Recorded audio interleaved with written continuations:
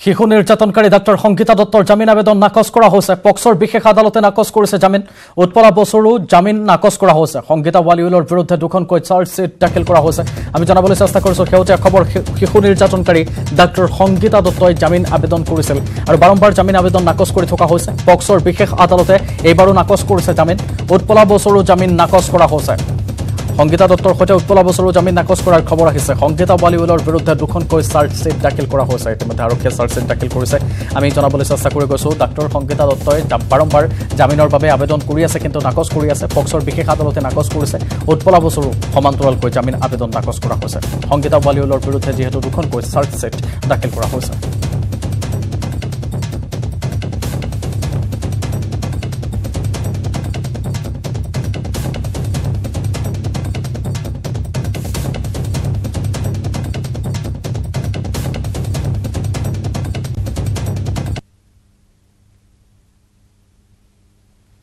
জনতা ভৱনত মুখ্যমন্ত্ৰীৰ বিশেষ অনুষ্ঠান অসমত ৰোপণ কৰা হ'ব 1 কোটি গছপুলি মুকলি কৰা হ'ব অমৃত বৃক্ষ আন্দোলন নামৰ ৱেব পৰ্টেল মুকলি কৰা হ'ব অমৃত বৃক্ষ আন্দোলনৰ লোগো থিম সং ৰাজ্য চৰকাৰৰে আৰম্ভ কৰিব অমৃত বৃক্ষ আন্দোলন ইতিমধ্যে আমি থিম সংটো আপোনাক দেখুৱাবলৈ চেষ্টা কৰিম পোনপটীয়া সম্প্ৰচাৰত অসমৰ বিভিন্ন প্ৰান্তত ৰোপণ কৰা হ'ব 1 কোটি বাণিজ্যিক গছ 17 ছেপ্টেম্বৰত ৰাজ্যজুৰি হ'ব এই বৃক্ষৰোপণ কাৰ্যসূচী আগবঢ়াইছো পোনপটীয়া সম্প্ৰচাৰ অমৃত বৃক্ষ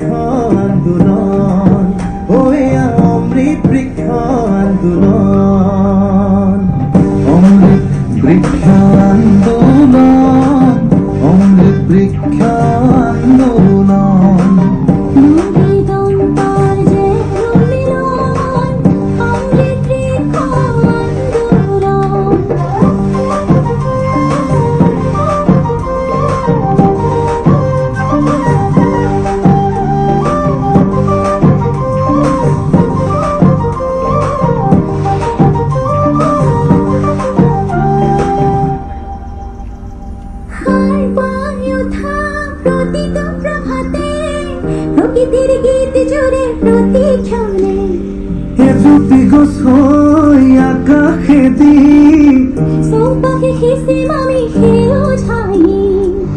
এটি বৃক্ষ রূপণ অর্থর আগমন সেউজীয়া সমৃদ্ধিৰ প্লাৱন হাতে হাত ধৰি আমি গঢ়ো এখনি সেউজীয়া সপোনৰ অসম বৃক্ষৰোপণৰে আন্দোলন নতুন ভৱিষ্যতৰ নজাগৰণ নতুন দিগন্তৰ যেন নবীন অমৃত বৃক্ষ আন্দোলন অমৃত বৃক্ষ আন্দোলন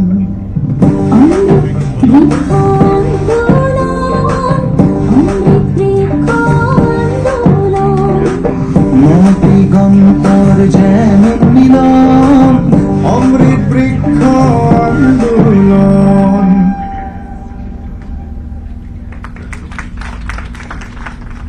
ধন্যবাদ এতিয়া মই অসমৰ মাননীয় মুখ্যমন্ত্ৰী ডক্টৰ হিমন্ত বিশ্ব শৰ্মা দেৱক তেখেতৰ বহুমূলীয়া ভাষণ প্ৰদান কৰিবলৈ বিনম্ৰ অনুৰোধ জনাইছো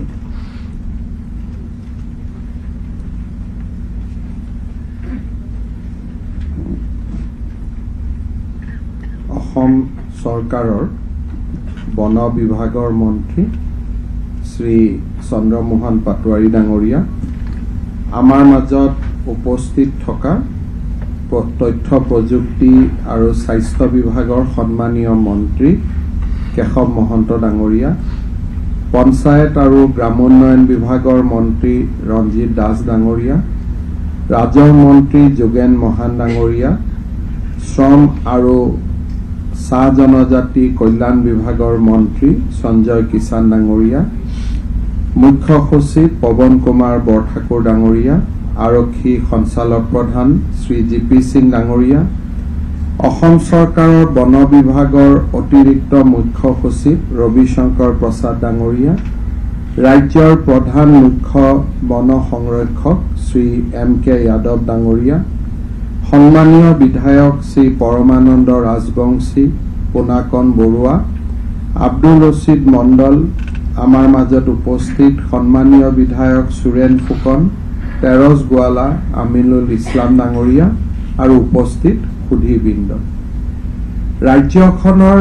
সেউজ অৰ্থনীতিত আজি এটা গুৰুত্বপূৰ্ণ দিন বাণিজ্যিকভাৱে মূল্যৱান 1 কোটি গছপুলি ৰোপণৰ বিষয়ে আমি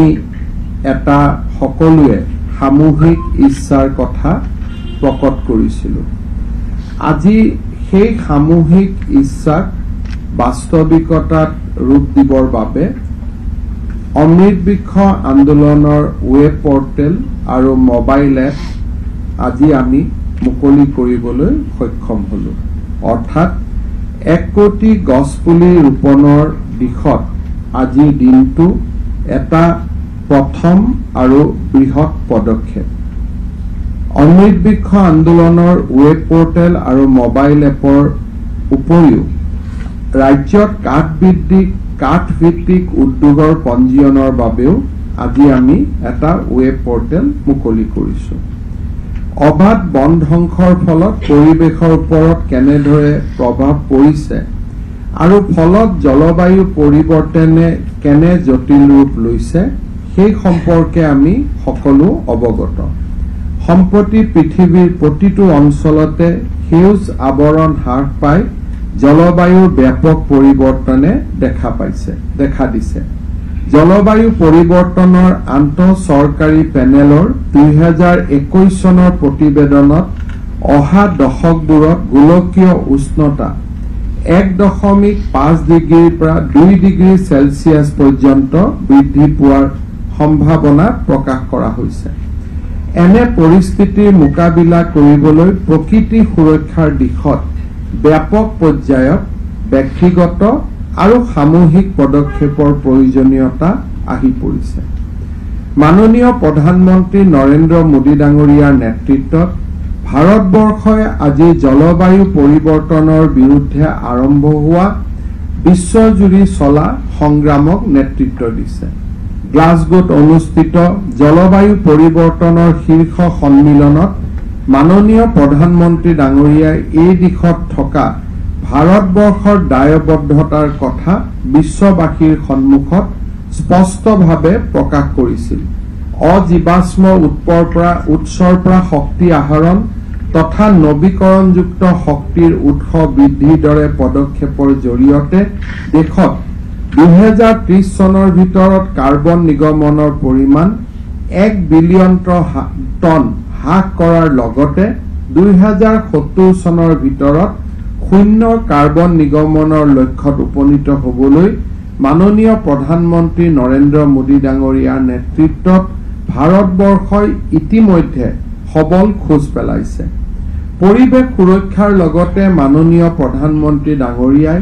বহনক্ষম উন্নয়নতো সমানে গুৰুত্ব আৰোপ কৰিছে বহনক্ষম পদক্ষেপৰ জৰিয়তে কৃষকৰ আয় কেনেদৰে বৃদ্ধি কৰিব পৰা যায় সেই দিশত তেওঁ বিশেষ গুৰুত্ব আৰোপ কৰিছে মাননীয় প্ৰধানমন্ত্ৰী ডাঙৰীয়াৰ আদৰ্শৰে অনুপ্ৰাণিত হৈ আমাৰ চৰকাৰে এহাতে পৰিৱেশ সুৰক্ষা তথা জলবায়ু পৰিৱৰ্তন নিয়ন্ত্ৰণ কৰা আনহাতে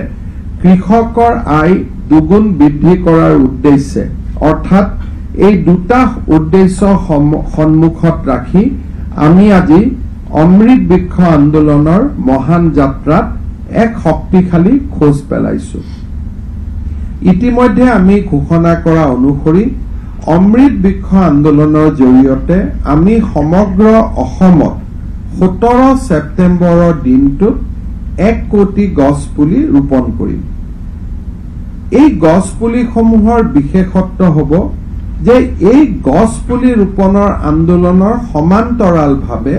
আমি বাণিজ্যিক মূল্য থকা গছ পুলি আমি ৰোপণ কৰিব খুজিছো অৰ্থাৎ আমি ৰাজ্যৰ কৃষকসকলক এটা ট্ৰি ইকনমি বা বৃক্ষ অৰ্থনীতিৰ ফালে লৈ যোৱাৰ বাবেও এই অমৃত বৃক্ষ আন্দোলনৰ জৰিয়তে এটা প্ৰচেষ্টা আৰম্ভ কৰিব খুজিছো কাঠ ভিত্তিক অৰ্থনীতিৰ সৈতে জড়িত হৈ কৃষকসকলে আয়ৰ উৎস বৃদ্ধি কৰি নিজৰ জীৱনলৈ অৰ্থনৈতিক স্থিৰতা অনাৰ উপৰিও আৰ্থিক ক্ষেত্ৰত দেখা দিয়া অনিশ্চয়তাসমূহৰ পৰাও নিজক বহু পৰিমাণে মুক্ত কৰিব পাৰিব কৃষি সংক্ৰান্তীয় যিকোনো আলোচনাত কৃষি বনানীকৰণ বা এগ্ৰ ফৰেষ্ট্ৰিৰ কথা আমি উল্লেখ কৰোঁ কিন্তু এই কনসেপ্ট বা এগ্ৰ ফৰেষ্ট্ৰিৰ অৰ্থনীতিৰ ওপৰত থকা পজিটিভ প্ৰভাৱৰ কথা জনাৰ পিছতো আমাৰ ৰাজ্যৰ কৃষকসকলে এই দিশত সংগবদ্ধ প্ৰচেষ্টা চলোৱা আমি দেখা নাই সেয়েহে 1 কোটি বাণিজ্যিক মূল্য থকা গছপুলি ৰোপণৰ বাবে আমি যি পদক্ষেপ লৈছো তাৰ ফলত ৰাজ্যত কৃষি বনানীকৰণৰ প্ৰসাৰ ঘটাৰ লগতে কৃষিজাত শস্যৰ সৈতে মূল্যৱান প্ৰজাতিৰ গছপুলি ৰোপণত বিশেষ উৎসাহ যোগাব এই পদ্ধতিয়ে জৈৱ বৈচিত্ৰ্য আৰু বহন ক্ষমতাত ইতিবাচক প্ৰভাৱ পেলাব আৰু ভূমিৰ ব্যৱহাৰৰ সক্ষমতা বা ল্যান্ড ইউজ এফিচিয়েন্সিও বৃদ্ধি কৰিব এই পদক্ষেপে এক সমৃদ্ধিশালী গছ ভিত্তিক অৰ্থনীতিৰ সবল ভেটি স্থাপন কৰি ৰাজ্যত নিয়োগ সৃষ্টি আৰু অৰ্থনৈতিক উন্নয়নত অৰিহণা যোগাবলৈ সক্ষম হ'ব আমাৰ পৰম্পৰাগত অসমৰ সমাজ জীৱনৰ ফালে যদি আমি লক্ষ্য কৰোঁ আমাৰ সমাজ জীৱনত বাৰী এক উল্লেখিত অৰ্থনৈতিক অংগ আছিল অসমীয়া আদৰ্শ গাঁৱৰ কথা যেতিয়া আমাৰ মনলৈ আহে তেতিয়া আমি পুৰণা পদ্য এটা আমি মনত পেলাব পাৰোঁ সালত কোমোৰা লাও জিকা ভুল ভঁৰালত জহাদান গোহালিত গৰু পুখুৰীত মাছ বাৰীত তামোল পাণ অৰ্থাৎ বাৰীত বাণিজ্যিক গছপুলি ৰোপণৰ যিটো কনসেপ্ট সেই কনসেপ্ট অনাদি কালৰ পৰা আমাৰ ৰাজ্যখনত আছিলে আৰু তাৰ ফলত আমাৰ ৰাজ্যৰ যিবিলাক গ্ৰাম্য অৰ্থনীতি এই গ্ৰাম্য অৰ্থনীতি সেলফ সাস্টেইনেবিলিটি বা আমি ইয়াক এক আত্মনিৰ্ভৰশীল অৱস্থালৈ লৈ যাব পাৰিছিলো কিন্তু যোৱা কিছুদিনৰ পৰা আমি নিজৰ বাৰীত খেতি কৰিবলৈ বাদ দিলো আৰু যি তামোল নাৰিকল আদি আগতে বৃক্ষ ৰোপণ কৰি অৰ্থনৈতিকভাৱে আমি উপাৰ্জন কৰিছিলো সেই ব্যৱস্থাৰ পৰাও আমি বহুদূৰ আঁতৰি আহিলো এতিয়া আমি পুৰণা তামোল পাণৰ লগতে বহু প্ৰজাতিৰ বৃক্ষ আমাৰ বাৰীত আমাৰ ঘৰত আৰু আমাৰ খেতি পথাৰত আমি ৰোপণ কৰিব পাৰো দুজন কৃষকৰ মাজত থকা মাটি যদি আমি এখন খেতি পথাৰলৈ চাওঁ তেতিয়াহ'লে দুজন কৃষকৰ খেতি পথাৰৰ মাটি আৰু হেয়া আমি জনতা ভৱনৰ পৰা পোনপটীয়া সম্প্ৰচাৰত দেখুৱাই আছো 1 কোটি গছপুলি ৰোপণ কৰাৰ যি কথা মুখ্যমন্ত্ৰীগৰাকীয়ে জনাই আছিল তাক বাস্তৱায়িত কৰিবৰ বাবে ইতিমধ্যে থিম ছঙৰ সৈতে তেওঁলোকে এটা এপ মুকলি কৰিছে আমি পোনপটীয়া সম্প্ৰচাৰ অব্যাহত ৰাখিম পৰৱৰ্তী সময়ত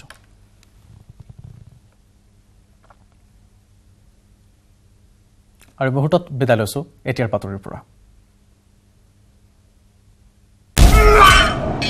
এনেকৈ পৰে মাইথন ষ্টীল এনেকৈ পৰে ধমকৈ